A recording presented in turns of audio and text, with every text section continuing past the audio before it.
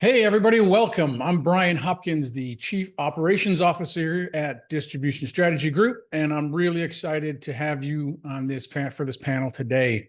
We're going to be talking about the distributors technology Dreamstack. Distributors today, we're facing a flood of technology choices: ERP, CRMs, PIM systems, CMS, and it seems like the list just keeps growing. But really, the big question is, how do we make these tools that are truly essential? How do we make them work together to make sure they're actually driving the growth we're looking for, the efficiency, and the customer experience? So I'm really looking forward to this today. But before we get into that, let me talk about a couple of things that are happening here at DSG we're pretty excited about. First, if you haven't already signed up for the Profit and Productivity Summit, now is the time. This conference is all about how distributors can use new and emerging AI tools to help drive profitability and growth, really in ways we've never been able to see before. So you can register at profitproductivity.com or simply scan the QR code. We've got an amazing lineup of speakers. We really did a lot of hard work to try to get executives who were doing really good work in their businesses today to come talk to the conference. So we've got John Wyborg, the CEO of Stellar Industrial, Alec Tchaikovsky, one of the best economists in our industry and an amazing speaker, Stu Tisdale, the Chief Experience Officer, ADI Global, Tim Brooks, who really has shown a lot of amazing results with some really innovative ways to increase productivity, Dwayne Roberts, President of Summit Electric Supply, Janet Zelinka, who has held both the CFO and the CIO roles at Stericycle and Ascendant. She's going to be doing an amazing workshop. And we've got the godfather of cost to serve, Randy McLean. So it's all happening Chicago, November 10th through 12th. Please don't wait. Go to profitproductivity.com to secure your spot, and we will see you there. Now, a couple of things I want to highlight is a Distributor RX software suite that we've been exclusively developed by DSG, by distributors for distributors. I tell people a lot when I talk to them about this that I really wish I had these tools when I was in distribution, running distribution companies, because they really are extraordinary at helping distributors get to what really matters. The first one is the Customer Experience RX, and this literally is hands down the best customer survey software that's available for our industry. Unlike some of the survey systems you may have seen that either don't know distribution that well, they just give you kind of a generic score. This one really shows you exactly where you're performing well and where you need to improve, right? So if you have a customer service issue in your branch in Cincinnati, you'll know that. If there's an inventory challenge in your branch in Phoenix, you're going to know that too. This tool will pinpoint all of it. The next one is employee experience, and it's built on that same robust infrastructure as customer experience is, but it's targeted and centered towards your employees. You all know this. We are in a global war for the best talent in the industry, and knowing exactly how your employees feel about their experience with your company is more important than ever. So it's another way to get and pinpoint where you're doing well and where you need to improve.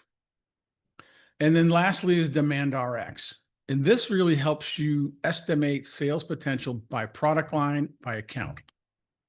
It uncovers all those opportunities that you might otherwise miss using either a traditional method or spreadsheets trying to figure out how to help your team prioritize. This tool will do that. It'll help them understand where to spend their time and ultimately how to sell more to your customers. So together, all three of these really give you a great visibility and insight and action steps, more importantly, on how to improve your operations. So without further ado, I'd like to introduce the two experts we're talking to today. Kristen Tom, who is the Senior VP of Customer Experience at White Cup. Welcome, Kristen. Hi, thanks, Brian. Good to be here. And we've got Mr. Jeff Van Pelt, Practice Lead for Consumer Products and Wholesale Distribution at Cognitus. So hey, thanks, thank you for being here. This is going to be a really cool discussion. Technology has always been one of the things that I love about this industry and how we can move it forward.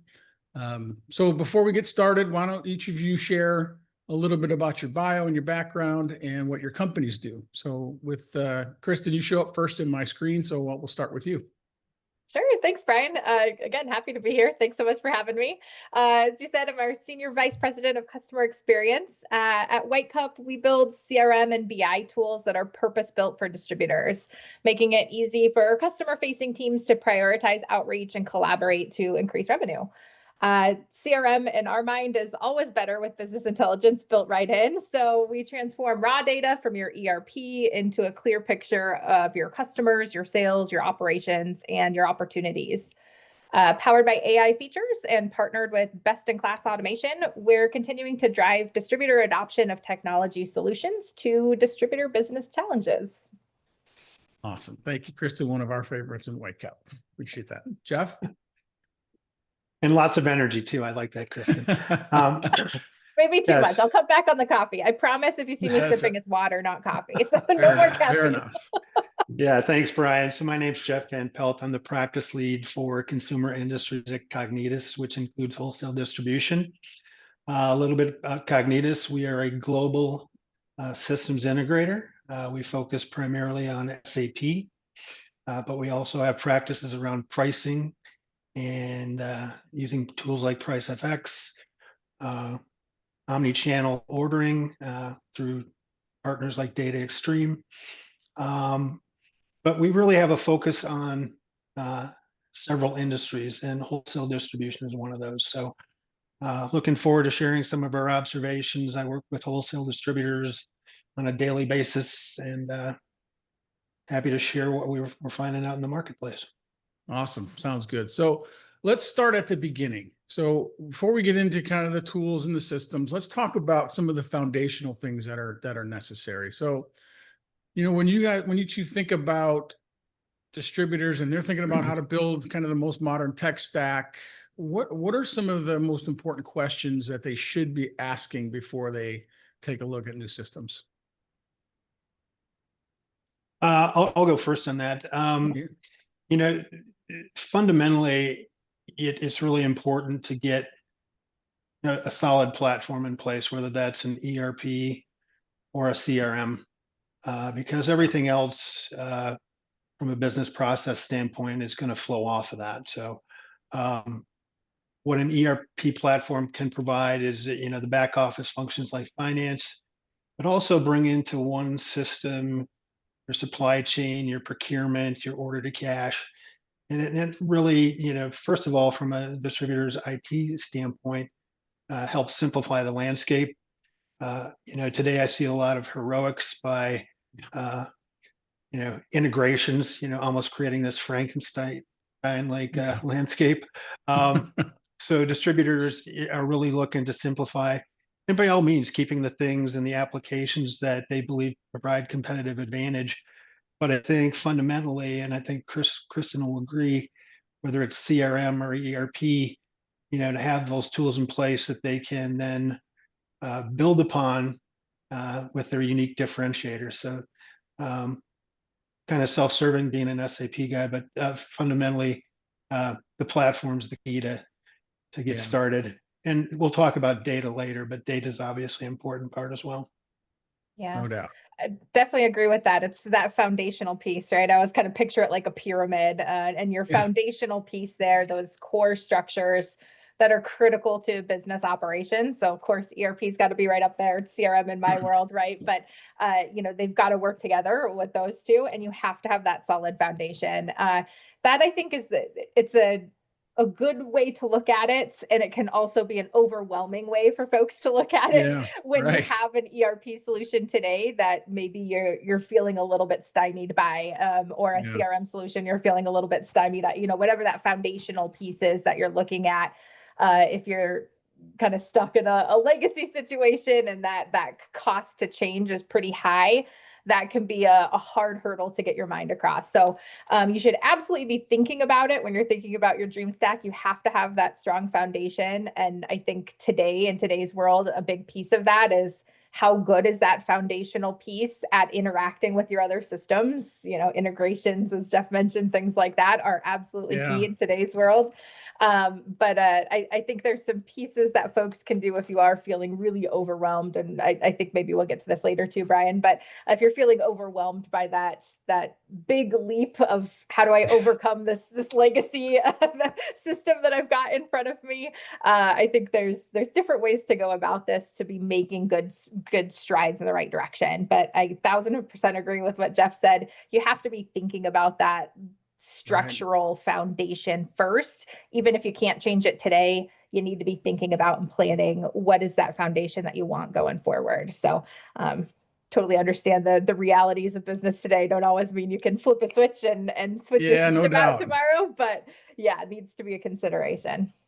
Yeah, Jeff and I were reminiscing about my time at Granger, and this is dating me a bit, but this was Y2K, and we had this, we need to move on to a new system, right? Because the world was going to end and planes were going to fall out of the sky, but we had to move, right? So Granger decided to move to an ERP, and it was SAP that they moved to. So that was kind of a hard deadline. What we don't face that really today. So I'm really interested in hearing, what signals should distributors start to be thinking about when they look at their own systems? Because it's daunting to be able to say, I need to replace my CRM and my ERP. Those are big projects. But what are those signals they should be looking for rather than just, hey, I should maybe squeeze another year out of these two systems? What do you guys think about that? Well, from my perspective, you need to look at some business metrics in terms of how they're performing. Are they able to fulfill customer orders, for example? What are their fill rates? Are they performing at a level that's required to meet the needs of their customer? And if the answer is no, then you really need to take a look at, what the underlying technology is and can it support it. The other thing that I find is, mid-market companies are looking to grow, whether that's bringing new customers and product lines, whether that's geographically. And unfortunately, they're finding that the legacy systems that they have in place won't enable them to reach that level of scale just because of the datedness of the technology. So I think you need to look at how some of your business metrics to see, are you matching up to your peer group. One of the things we can do at Cognitus is do some benchmarking for them and say, where do you stand relative to your peer group across these different metrics? And that's kind of an eye opener in terms of, is this technology stack going to provide business value and growth opportunities for an organization? Yeah, it's one thing as distributors, we do like to benchmark ourselves and see where we stand against our peers. That's for sure. What do you think, Kristen? Yeah, I agree with all of that again. I would say when you're thinking about those KPIs and is this system helping us move forward? Is this system helping us set up for the next phase of growth or, whatever that might be for your business? Make sure you're thinking about your KPIs in that same lens when you're talking about what you're tracking, the metrics that you're tracking, the benchmarking that you want to do, of what is helping us overcome our business challenges, what is helping us get to that next level, whatever that goal is that we're going after. Because very often it can be easy to let your technology, your current technology, drive the KPIs and metrics that you're reporting today, because that's what you can report today. But it's not the actual health indicator of your business that you want your KPI to be. So an example I run into all the time in the CRM world is that we're chatting with folks and we're talking about, hey, why are you looking at this system? What are you hoping to do with it? And we'll get an answer back of, oh, well, I want to track how many activities each of my sales reps is entering on a weekly or monthly basis, something like that. And that's instantly a red flag for me. I want to stop everything. Hey, let's dig into that, because that's not actually telling you the health of your business. In fact, I think it's kind of a poisonous metric that some folks will put into their view of CRM and can kind of set you off on a bad foot for adoption. But again, it's not the KPI that matters to your business. It's not looking at, is our system helping us grow our footprint with our existing customers? Is it helping us uncover opportunities, whether it's new customers or, again, expanding wallet share with who we've got? It's not tying those back to a financial ROI or a bigger kind of business health indicator that needs to be really clear. So again, don't just make sure you take that step back and evaluate those KPIs. Don't let your technology dictate what they are for you based on its limitations sometimes today. Yeah, that's and Brian, really one good thing to point. add, Go so, ahead, Jeff. and Chris and I totally agree. Beyond KPIs, it's pretty easy for a distributor to look at their operations and see where the bottlenecks are, right? So even I run into companies that even though they've got, a ERP or a platform in place, I do a lot of site visits and there's still just a ton of work happening in Excel. And, look at those opportunities, and we'll get to talk to automation in a little bit. But first of all, are you using the technology stack that you have in place today to its best capabilities? And if not, why not? Again, I walk in and I see pick lists on clipboards and all sorts of other just, manual types of things. So those are obviously causing inefficiencies in your ability to deliver to your customers, to receive products. So I take a look just functionally from a business process standpoint beyond the metrics is what are the things that are, making your warehouse operations bogged down? And I think that's another key component. Yeah, that's very true. And I love where you went with that and it comes down to the employee experience, right? So if your warehouse is getting bogged down, then that's an experience that they're feeling like, why don't we have a better system to help us? And Kristen, from your perspective, right? If a sales rep is just being pounded to put in activities versus how much information can I get to help me sell more, right? Those are other two signals I think people need to pay attention to is what are their employees' experience with those two systems? Absolutely. Yeah. And Jeff, I really like how you framed it too, of if you're not maximizing your use of your current technology, why not? That's a great question to be asking as well. Even that may help you determine, do I need new tooling? Do I need to upgrade legacy systems? Or do I need to focus on adoption of what we've got? That's the other kind of item that can kind of poison the well sometimes is you go to buy the latest and greatest technology, even though you're not adopting what you've got today, you try to put that new technology in place and you still have low adoption because you haven't gotten to the root of why people aren't using the tools available to them today. And if the answer is the tool doesn't do what they need, then that's a clear answer. Oh, okay, there's an opportunity for technology to help us. But if there's something else going on there that is why they're not adopting that tool, investing more and more money without adopting or without addressing the change management part of how your team functions and how they interact with technology, the further investment may not help. So it's a good lens to take on that. Yeah. Yeah, I love that because that's kind of leads me to my next thought process is, okay, we've got the right tool, right? We've identified, hey, we need to modernize what we've got going on, but all of a sudden how to make sure they work together so they meet the business goals, right? So how do those technology decisions actually support that growth and that customer experience versus just kind of adding a new tool to your point of now I'm going to get the same result I had before. So what else would you think about when you think about how do you make sure those technology does come together in the right way to get you what you're looking for? Kristen, I'll I let you think go first. Sure. I got kind of two different avenues here, neither of which is revolutionary, but again, just the important things to keep in mind as you're doing these evaluations. One is, are the tools structured? Are they natively built to work with other tools? Anything that's working in a silo in today's world is going to stymie you at some point. And so from the very get-go, do we have options to get data out, get data in? What are those options to connect our different systems? And part of the reason for that isn't just, integrating for integrating's sake. It's thinking about your users, your employees. And if you have 15 different systems with 15 different logins and 15 different user interfaces to know and navigate, likely you're not going to get great adoption on any of them. So you're not going to get great ROI on any of those tech investments either. So Right. just keeping in mind that at the end of the day, all of these tools are used by people. So how do you enable the person to actually use them in a way that's effective, helping them be more effective at their job, making their day a little bit easier, a little bit, again, faster, whatever it might be for that particular tool. Yeah, and couldn't agree more with Kristen's comments. One of the things that we look when we go into an engagement and look at the current IT landscape is we look at the systems that are in place and we ask the question, best of breed versus, kind of fit to standard approaches.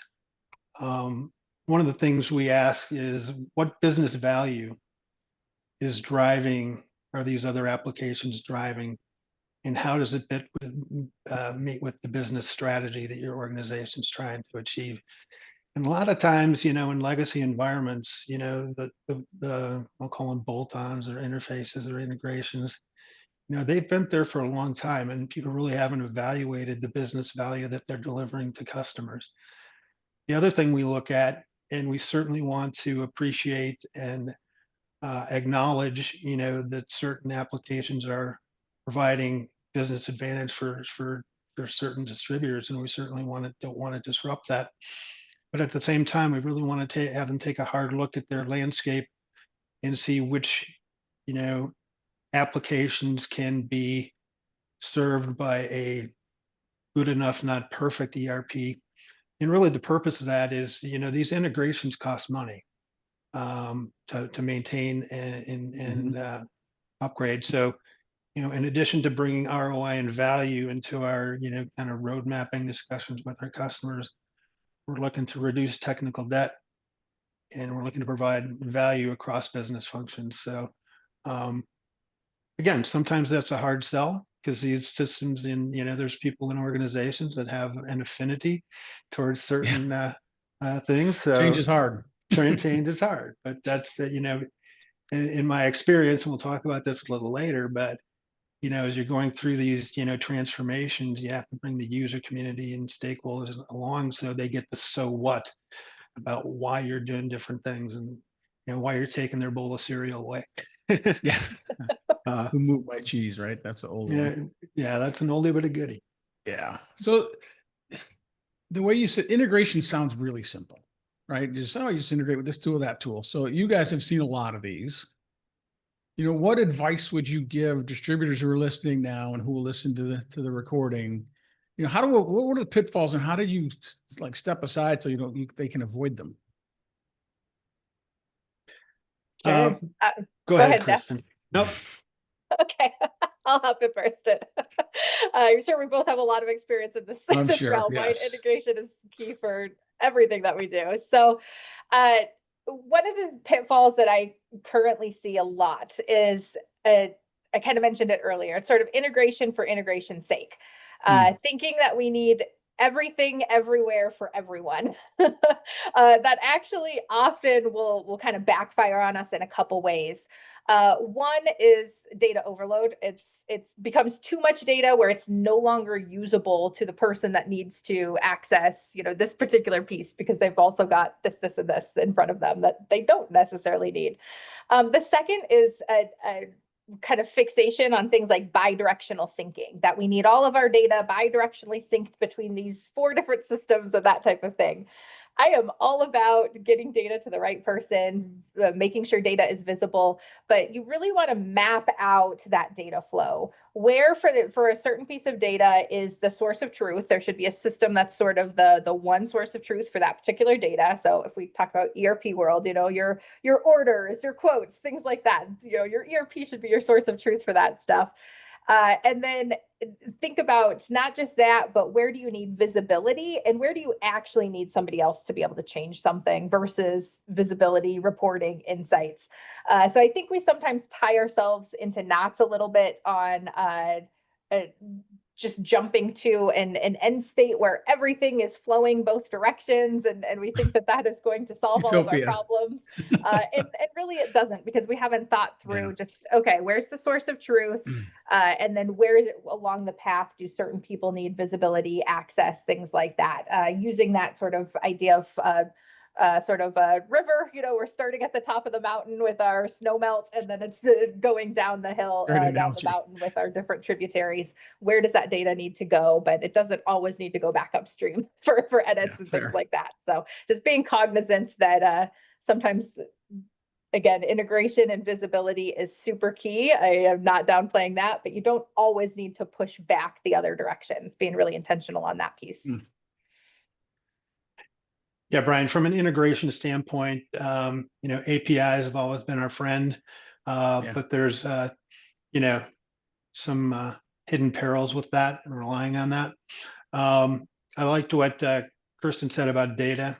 We really call it, data discipline, making sure that you've got common definitions across the different applications, master data governance. One thing that SAP has developed is a platform for integration called Business Technology Platform, which simplifies taking non-SAP solutions, say Whitecup, and integrating it into the SAP suite of applications. So they're simplifying that process. And then the last thing I'll add is that a lot of companies really underestimate people effort, regarded to these integrations and the process work, because it's ongoing, right? So add one thing, more people need to, look at it and process it. So, throughout my, experience, the technology is great, but without the people, its ROI tends to decrease with lack of people. You often hear just say plug the API in and it's all good, right? That's not always the case, right? That's funny. I think sometimes it's just context around that data that you're surfacing to these folks too. If they have not had access to, in my world, again, on the CRM side, we're surfacing a lot of stuff that's happening in the ERP to a customer facing team. And previously they may have had to ask somebody to run a report for them or something like that to get that access. Now it's at their fingertips.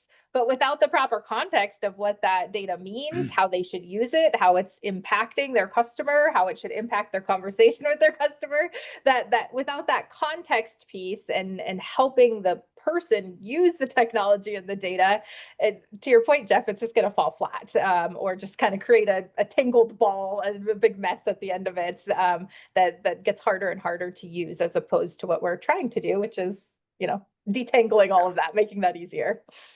Yeah, I think that's one of the things that's often missing, and I learned this back in the Granger world is standard work's important, right? So to your point, once I have this information, I know exactly what I'm supposed to do with it, and having that set up, the people side of this, have that set up so I know exactly. I see the report, or I see what's in front of me. I know how to act and react with it. So that being said, are there other, outside of the technology skills and that companies need, are there other type of skills that people need internally to make sure that ERPs and CRMs come together and actually deliver that result? What else do you see from the human side of things? From the human side of things, it's not just an IT function, right? So you have to have, business user oversight, not from the technology integration standpoint, but to validate that the things that they're trying to get out of the system. And, one thing out on an island isn't as good as one thing, brought into the community, right? So the data that comes out of those systems needs to be providing business value towards stakeholders at a corporate level, as well as an SME level within a business function. So I think business oversight is something that's really important, sometimes overlooked, because they just turn them into IT projects and then they turn it over to the business, and the business says, this isn't what I wanted. So you need to make sure you get at least, and I know business people and SMEs are busy, but just keep them in the loop and just get validation that the data that they're pulling out of these systems, and again, systems can run standalone, but if you're bringing it in to build a holistic picture of your business, you need to understand you're pulling the right data to answer the right questions. Yeah. I would add on to that is with the rise of AI in our tech stacks, and certainly in your Dreamstack as you're looking forward, is that experimenter mindset a little bit. Yeah. And the willingness to try and see what happens and then iterate and then move forward is super, super key with these AI projects and things like that coming into our businesses. And I think the other piece of that goes back to what Jeff said, which is the understanding of your business enough to know where you can take these risks, and sometimes very small risks, but understanding where that comes into play with these AI tools and things like that as well. So it's a judgment call, I think, and it's an understanding of your business today and a judgment call on where we want to be pushing the boundaries of what we're doing today with technology, that we can bring back to a wider team after we do some of that experimentation and iteration and things like that as well. So I think those qualities are going to be highly, highly valued as we go forward in distribution businesses, just to understand, how are we doing things today? Where are we headed? And, how can we bridge some of these gaps with some of that experimentation?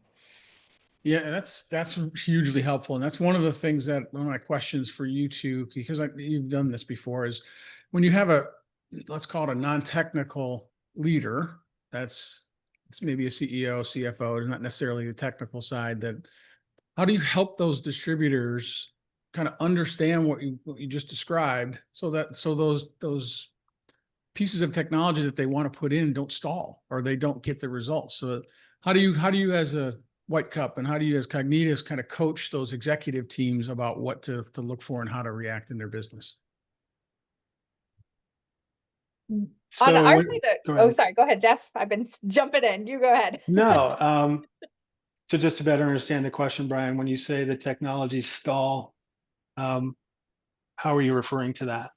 Well, that you don't necessarily get what you expected to get, right? So how does a leader need to show up in an organization to make sure that the project gets to where it needs to go, even though they may not be technical in nature? How do you guys help them, coach them to those kind of things? Yeah, so from a making sure the technology does what they want to do, we back it up long before they've implemented it, right? So we get executive sponsorship throughout the process when we're doing the road mapping, when we're doing the workshops, and before we even start to build out their system.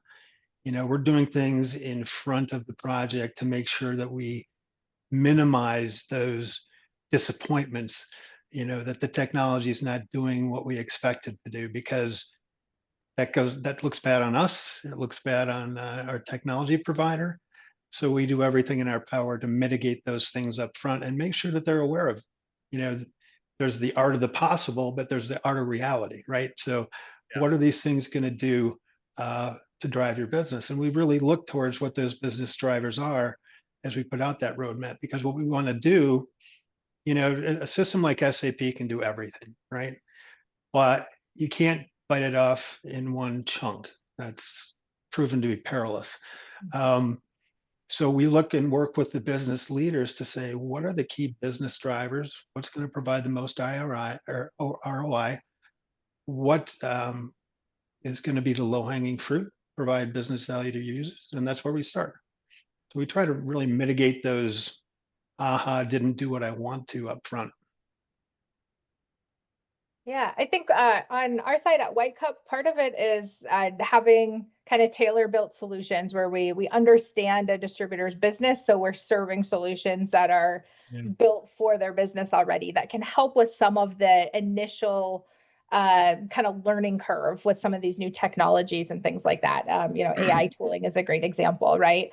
And then the other piece of it that from a executive or leadership level is the idea of executive buy-in for your team and what your expectations are for adoption within your team. And the warning that I always give on this one is don't expect every single person on your team to adopt at the same rate or the same level. That is, again, Good the kind of a advice. recipe for disaster, I think, on this, in understanding how to get technology into your team members' hands to make them more effective. You're naturally going to have folks who, grasp new technology, run at it, are super excited for it. And you're going to have those that say, oh, that makes me No, a little thank you. nervous, or No, I'm thank not you. quite so sure. Yeah, exactly. Or I've been doing first for this long and I've been doing fine. I don't want that. I don't need that. And so don't necessarily kind of treat all of those folks exactly the same in your business and have the same expectations for those outcomes. Again, you can have a baseline. I think having executive buy-in on the value of the technology that you're giving your team and a big picture on how that technology is helping drive your overall goals as a business. That is super important, having that executive kind of presence in your adoption and how important it is to your team. And then take it down a level from there and understanding, hey, I've got this group of, technology hounds. They're just going to absolutely love this and eat it up. Yeah. So, let's give them the little, room to experiment in and iterate and kind of run at stuff.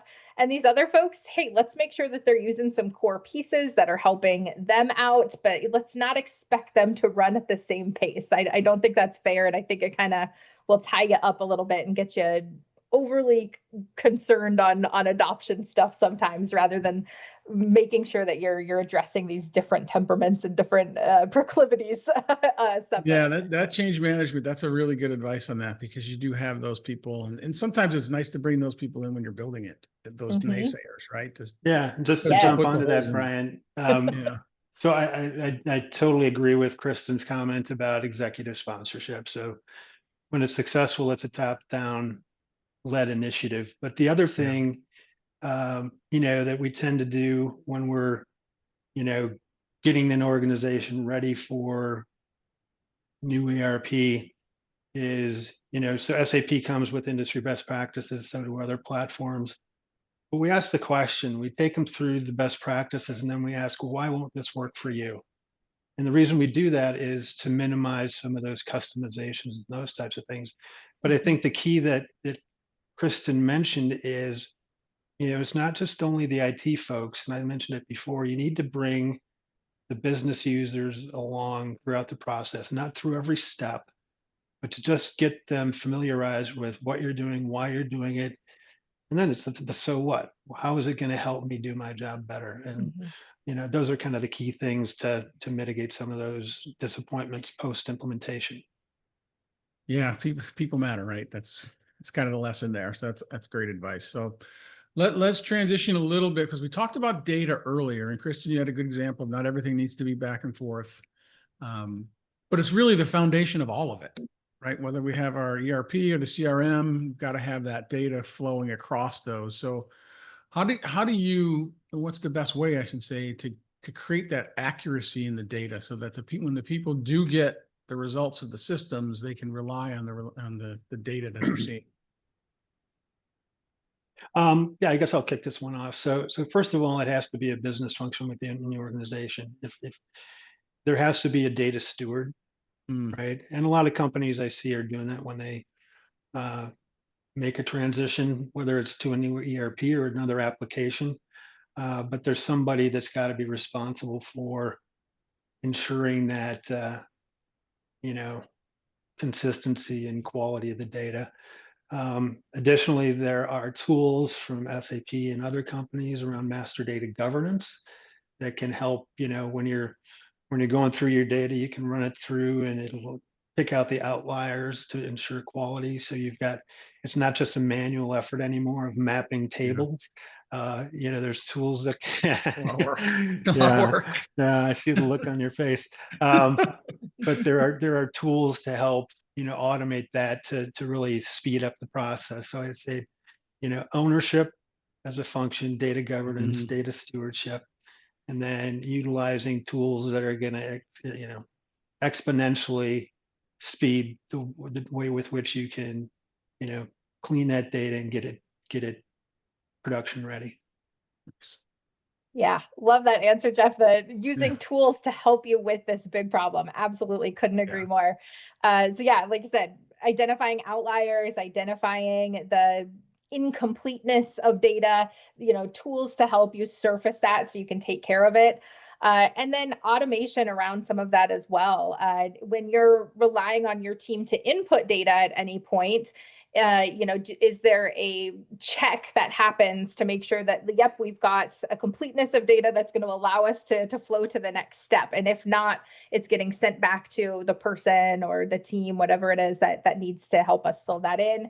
Using automation to help create that into a cycle will help build those habits too. Because a lot of it is just kind of habit building on the person side, right? Oh, I need to do this in order for, my order to get put through or whatever it is. Yeah. So use the tooling available to you for finding where you don't have good data, clean data, complete data, and then use automation to get it to the right person so that you can overcome that systematically. Again, like Jeff said perfectly, this is not the manual process that it was 10, 15 years ago where you're sitting there and somebody is sitting there, just typing and typing. There's tooling to help you with that.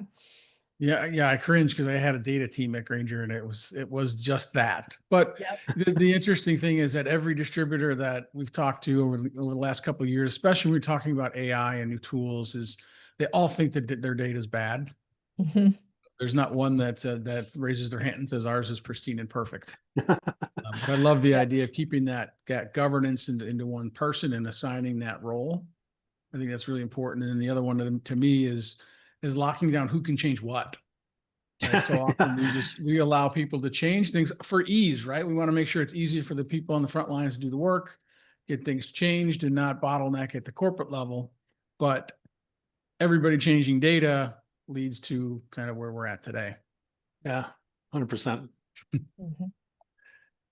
All right. Well, let's talk about maybe some of the lessons and pitfalls, right, that we've learned, right? So you guys have spent a lot of time integrating.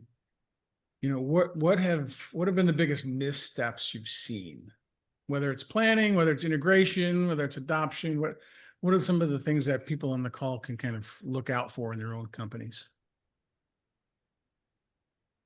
I'll go first. The first thing, is nothing new, but make sure you eliminate scope creep. You have a defined set of objectives going into a project. I see problems like we talked about before when there's not only executive sponsorship but stakeholder buy-in.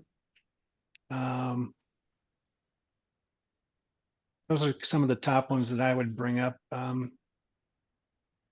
Just making sure you stay on point when you're putting these things together and understand why you're doing it. And just, as we talked about before, don't do integrations for integration's sake. Really take a look at what technology is coming in, how can it complement or sunset some of the things you've got in place, and really go, take a pragmatic and open-minded look at those things versus having the sacred cows that stick around for, days and days and years. Just make sure that we're talking about the benefits and make sure we go in with a value-based, point of view relative to what this is going to do for the organization. But maintaining scope, having buy-in, and keeping the stakeholders, involved is really key. Yeah. I would add on to that, that when we come in with a picture of what we're doing that is not grounded in the reality of our day-to-day business, then we get off track pretty quickly there. So to get more specific, looking at solutions that are rolled out for simpler businesses, sometimes it's B2C businesses rather than B2B. Sometimes it's just simpler businesses than distributors naturally are. When we try to roll out those solutions, they are not handling the complexity that distributors face every day with, thousands, sometimes millions of SKUs, different price points for every customer, just the vast complexity that distributors face. If your tooling isn't taking that into consideration, it can sometimes be a misstep. So a recent example that we've been seeing, initial rollouts, it seems like we're kind of past this first wave for a lot of folks, but initial rollouts a few years ago, even of a lot of e-commerce sites that distributors were rolling out for their customers. We saw this quite frequently where these rollouts weren't entirely successful from the get-go, because they Yeah. weren't kind of taking into account the complexities of how their customers buy and things like that. So for example, I was working with one distributor and they rolled out this new e-commerce platform. They put a ton of time and money into their product information and specs and photos and making sure that cart experience was really top notch and it looked great. It was wonderful. And then they realized after that investment of time that their Mm. e-commerce site didn't allow for entering an order without a credit card being entered. And most of their customers are purchasing through a purchase order, not entering a credit card. And so they built this fantastic online catalog. It was, beautiful and ran great, but their customers couldn't actually use it to put through a transaction. And so again, it's not lost. It was kind of an experiment. They found out a lot. They were able to take that and pivot. But when you don't have the time and the resources for a big misstep, you need to be thinking about that end goal and that flow there. So understanding again your business and your customer's business and how to make sure that technology is connecting those and not creating actual roadblocks as you go. So just keeping that larger picture in mind as you're mapping out these projects. Yeah, that's that people are starting to figure out the $7 trillion business is actually pretty cool, right? For the longest time, we didn't have the greatest technology in distribution, but all of a sudden it's showing up pretty hot and heavy in a lot of places. So I love that idea of make sure you're working with a vendor like SAP or White Cup that understands distribution. It's not just a simple B2C transaction that people see in their own personal lives. There's a whole lot more to it that you can get wrapped up in a hurry. So that leads me to a speed question, right? So this particular one example you used, that distributor moved forward very quickly. So how do you balance that? Hey, we need to get this thing moving, especially in this world of AI, versus I need to make sure I have long-term adoption and I get the results I'm looking for. What's that right balance look like for you guys? For me, I think it. Sorry, we're just so chatty. Yeah, we are. I'll give you the consultant answer. It depends, right?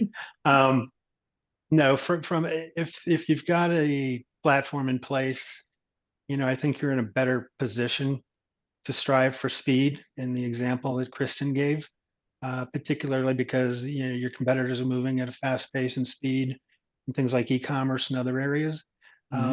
If you're replacing a legacy system, putting in a CRM or an ERP platform, you really need to make sure it's future proof.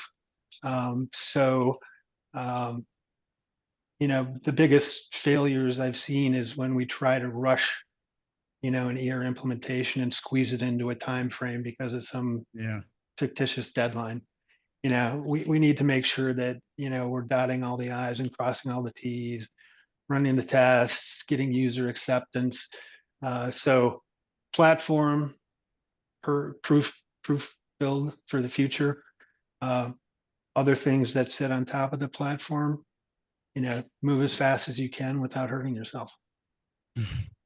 Yep, I would totally agree. I would put the lens on it of cost to change and not just the cost of the software or the one-time implementation or whatever, but the change in your business that we keep coming back to as well, that people change, change management in your business. So when your cost to change is high, ERP is a great example, as Jeff mentioned. When your cost to change there is high, you need to be thinking about that future proofing. Could not agree more.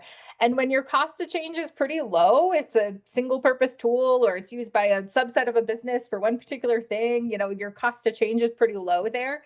Go fast, keep that experimenter kind of lens on, try it out. If you don't like it, if it didn't do what you think it was going to do, move on quickly, pivot quickly. So just think through that cost to change and what that looks like in your business for those. Yeah, that's very smart. That's it's not always something people think about is how hard is it going to be to fix this if we don't do it correctly the first time. All right, so let's start to wrap things up a little bit because we got a few more minutes. if you were advising a distributor building their roadmap today, what's the investments you would ask them to make or tell them to make? I can jump in first there. I would be, like we've kind of said, just to reiterate a little bit, look at those foundational pieces for your business and how those are going to not just serve you today, but in the next few years. Keep the lens on that technology is moving faster than ever. We need tools that these foundational pieces that are really strong. And in my mind today, when I talk about a foundational piece that is strong, part of what that is that it is flexible and it is ready to grow with you. It's not something where you're locked into a solution that is not going to change with you and not change with the technology coming at us from every direction. So strength, I think today is partially in tools that are flexible. We've got the data in, data out that we need to create these Dreamstacks that we're talking about. And we've got a lot of kind of growth runway for us. Very selfishly, my answer, again, just from where I spend all of my days thinking about, one thing that I think is a great piece that I'd love to get in distributors' hands if they don't have it today, because I just so often see it as the light bulb moment for understanding what technology can do for our businesses and how it can change our day-to-day work. Mobile access to customer insights. And again, I know that's very painted by, the products that we serve and the distributors I talk with day in and day out. Yeah. But getting that mobile access to deep customer insights, understanding trends and patterns, having, the outliers surfaced to you so you know what to take action on. That so often is that light bulb moment of understanding how powerful it can be to have these different data pieces coming together and processed in a way that's really usable and helpful for folks to make some positive changes in the business. Yeah, people don't always think about mobile when it comes to that. That's really good insight. No, that was great. That was great. Yeah, from a platform perspective and ERP, just starting out, we're talking about platform first, or at least a little bit for a while. My advice is to approach that incrementally, as I mentioned before. Where are the wins going to be for the business? Put those in first. Advice is don't boil the ocean, because you're going to leave people frustrated. And once you've got that in place, you can unleash that experimentation mindset that Kristen talked about. So you've got the platform in place and you can start investigating things. SAP's got some built-in AI across business functions. Start dabbling in that to bring automated insights into your business. But sounds boring, but some of the blocking and tackling is important to get the guys open to score the touchdown. So that's right. As a former offensive lineman, I can attest to that. So I appreciate that foundational thought process. And that's where we started, and that's where we end. Is the foundation of a real tech stack starts with ERP, CRM, giving the right information to the people who can actually use it. So thank you so much for your time today. You guys were amazing. I learn every time I do these things, so I appreciate you spending some time with us. And appreciate the opportunity. One last thing before we go. October 8th, we're going to be off next week, but October the 8th, this is how AI agents will change in distribution. What's that going to mean to us? We hear a lot about it. I'm really looking forward to seeing this conversation. I've got my friend Brooks Hamilton going to be on that show, along with Jason Sullivan from Distro. So that one's coming up. And right after that, it's AI News and Gurus. And that's the show with Brooks Hamilton and myself. And we talk about what's happening with AI in the news, and we'll have a couple of case studies to talk about what's that look like really in distribution. So thank you again for joining us, Jeff, Kristen. Thank you. You guys are awesome. And we'll talk to everybody real soon. Thanks, Brian. Thank you. Thanks.